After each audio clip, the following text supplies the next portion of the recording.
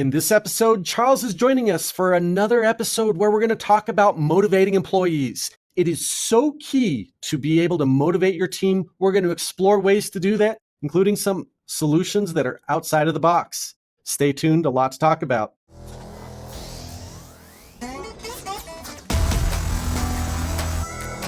Welcome to Down Payment, the podcast for used car dealers. Prepare to learn something new about the industry that keeps us moving.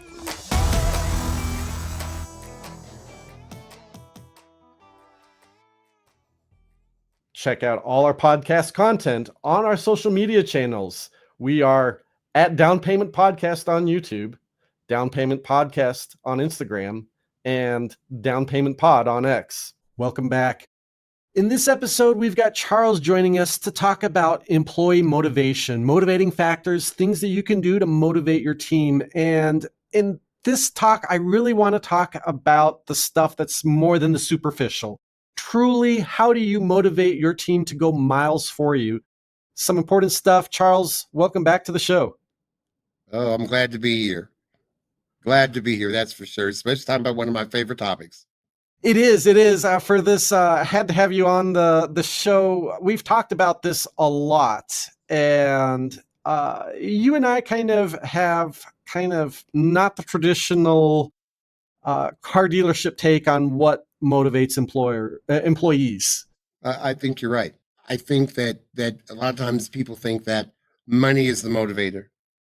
Money is not the motivator. Bonuses are not the motivator. Now, paying somebody a salary that may be different, but bonuses are not a motivator because they become expectations. I think that what we have to do is we really have to look at changing the climate and the culture of where we are and what we do on a daily basis to make people really want to be where they are. And if that means working hybrid, working from home a couple of days, coming in the office a couple of days, we really have to think about what's going to make people who work for me want to be here. I completely agree there. One of the things that I think when we talk about motivating employees that doesn't get really talked about, but I think is so key, is your values, your professionalism, your own ethic. It either attracts or detracts people to the mission that you present in your business. The way you present yourself as owner and managementship is also those employees that will be attracted to you. So if you want someone who's going to come in, do their job daily, be glad to be there, not look for a lot of handouts, not look for anything, you've got to set a tone and a culture that says, hey, this is what's acceptable and this is what's not acceptable. And the other part of that is accountability. Accountability is critical in setting a tone to have a company that people really want to work for. Because I can walk the walk and I can talk about we're going to do everything the right way and I care about you as a person and we're a family organization and yada, yada, yada, yada. But my behavior may say something else.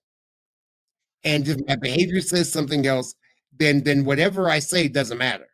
I think that is so absolutely key. It's more than superficial. I think one of the things that we kind of, in talking about motivating employees and strategies to do it and all, there's a lot of tendency to give it lip service. Yes, we're a family-oriented organization. Yes, we're this, we're that. But when push comes to shove, there is behavior tolerated that is not consistent with that. There are things done that are not consistent, like having that professionalism, having that mission. I think family businesses fundamentally can do this absolutely better than anywhere else. I think family businesses can do this better than corporate, but it is something where you have to present and really live the ethics of providing a business that reflects those values 24/7, treats people right, doesn't tolerate people, employees or management or owners violating kind of those ethics, that culture. And that's why I think every company should have a mission statement that everybody knows. but along with that, it's a mission statement that you can live with, you and your managers can live with. And then department by department, what is that department's mission? And it should flow right up into the big mission statement. But it must be something that everybody can live with, everybody can maintain that behavior that you're asking for. And I mean, let's be real. Used car business has a lot of clouds hanging over it because we hear a lot of bad things that happen to it in it. But you know what? There's a lot of good things that happen too. There's a lot of good things that happen in dealerships every single day for the employee. And those are the things we need to talk about. If you want to increase morale, tell me, show me that you care about me. If I'm having a bad day, understand I'm having a bad day and we'll work through it. If I'm and we have bad days because somebody just may have made us angry driving into work and we just sent us over the edge. I think people want to know that you care about them, that they belong in your family, and that's what the business is your family. They belong in the family, and that when other people behave badly, they're put in check. There's we don't deal with that behavior here.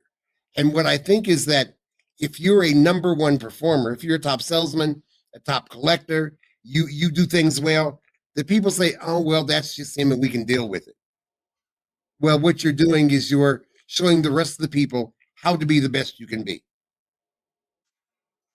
You mentioned mission statements, and I've pondered on mission statements a lot, and I feel like there are really four entities that have to be addressed in the mission statement.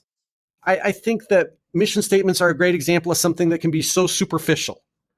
At their lip service, there's something that some management They can consultant be. brought in, and they kind of did some creative writing and gave you two sentences that sound pretty, but they don't have true actual meaning and applicability. I worked for a Fortune 500 company, and their mission statement was one sentence: protect the brand. That was their mission statement. Protect the brand. You don't do anything that will tarnish our brand.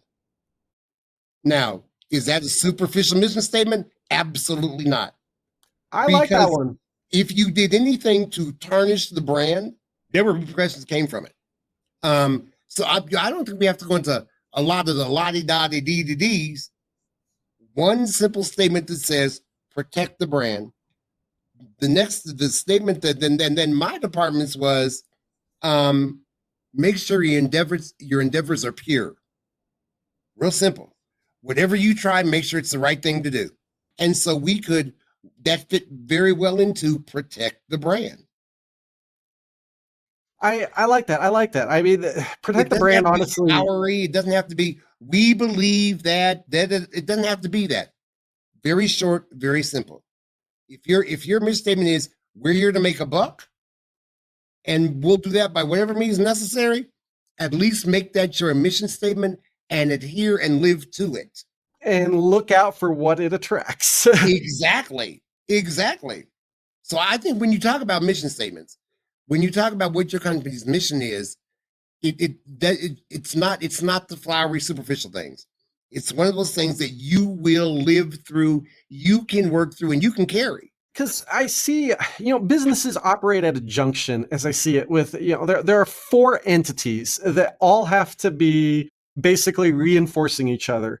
And you've got, the ownership, the shareholders, you've got the employees, you've got the customers, and you've got the community, all of which have to have value out of the endeavor, out of the operation. Right. And if any one of them is underserved, you have a problem. So if the employees aren't delivering value to the customers and the shareholders in the community, there's a problem. If the shareholders aren't, or the ownership isn't doing their part to deliver value to the employees, the customers, or the community, there's a problem. And I see the mission statement as something that needs to provide unity across all four of those stakeholders in this. Well, let me tell you, and I'm gonna go to sports for a moment. One of the most widely known mission statements. And it came from some of the Raiders. Commitment to excellence. That's their mission statement. That's their mission statement. Not large, but it's saying we're committed to being excellent. And if you have a mission statement like that, it's easier to use that to motivate staff, to motivate people in the community, because it's clear, it's concise, and it's where it needs to be. It's not the flowery that goes on for pages and pages and pages. That's not it. That's not it. But to use that to motivate and to hold people accountable, because I think that's one of the biggest issues with motivation of staff. Nobody's held accountable. If they are held accountable, it is not for it's the superficial. Don't do that again. But sell another 2 cars. We do whatever you do, sell another 2 cars, but don't say that in front of those people anymore. That's not motivational. You want your organization to be someplace where people really want to come. In the weather, during COVID, during whatever the case would be, you wanted people who want to be there because they believe they matter. They believe they're going to make a difference. Absolutely. Through easy times and tough times. Absolutely. And I think there's boundaries that have to be set. And those boundaries have to be set are clear, concise, and to the point. Even if you don't have a mission statement, everybody must understand where their boundaries are and where their boundaries lie. If that happens, you're going to have a highly motivated staff. And especially today, when at a time that the economy is moving all over the place and people are trying to figure out how they're going to make ends meet, et cetera, et cetera, et cetera. You want people to be able to say, come to work and say, at least here, I know I can make a difference. And that's definitely where my mind was when I talk about, you got to consider all 4 of the stakeholders in your business. You've got the shareholders, the ownership, you've got the employees, you've got the customers, and you've got the community. And if you take advantage of any one of those, if any one entity takes advantage of any of the other 3, you've got a problem with your business. Mm-hmm. Well, and I think the motivating part is I'm just going to put it where I think it is owners, stakeholders, and managers, because they control the heartbeat of the business. Your employees may be the heartbeat because they get things done. They come in every day. They do things every day, even things they may not want to do, but they do them because they have to do them.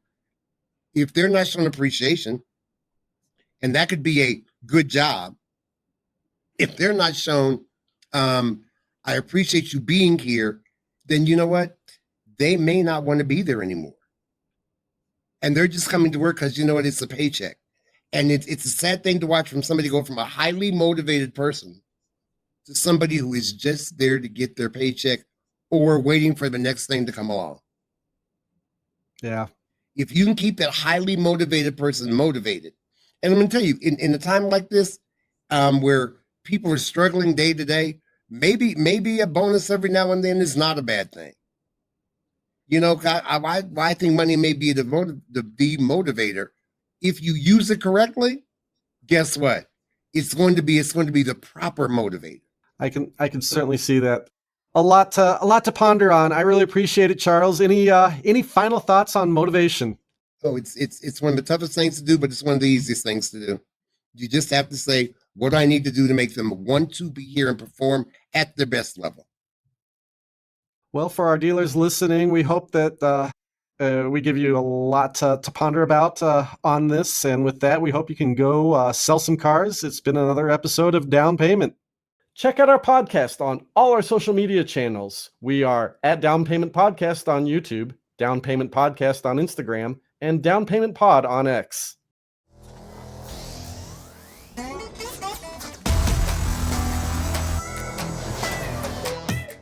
Thank you for listening. Down Payment, the podcast for used car dealers, is a production of Meta Financial Services Incorporated.